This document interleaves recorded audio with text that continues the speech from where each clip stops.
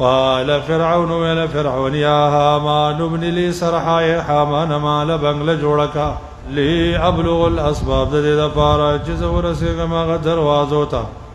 اسباب السماوات دروازو دا اسمانون تفاطلع الى الہ موسیٰ پس وروخجم الى دا موسیٰ علیہ السلام تو انی لا ظنو کاذبا او زبد من گمان کوم د دروغ جن دلته باز معطلو چې د الله د علو د صفات نه منکر دي دا خبره کړې ده وای څوک چې دا وایي چې الله بره دی دا فرعون دی ځکه فرعون هم الله بره لټاو سبحان الله الله د علو عقیده خو د ټولو انبیاء وکنه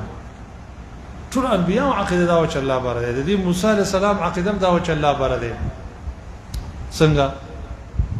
دي ویل چې بر ربکم رب السماوات والارض فرعون او ته ویل چې پزمکه کې خود دروغ وي ځکه پزمکه کې خو زما بادشاہت دی ته چې وای چې زما رب د اسمانونو رب دی نو حامانه بنگله جوړه کالته پس ورخه چې ملته دروغ معلومه وإني لا أظنه كاذبا في قوله إن ربي في السماء زبدت دروغ جن ګمان کوم چې دی وای چې رب می بره دی نو فرعون منکر د علو د رب العالمین نو فمن انکر فوقیت الله عز وجل فهو فرعونی فانظر الى قلب الدليل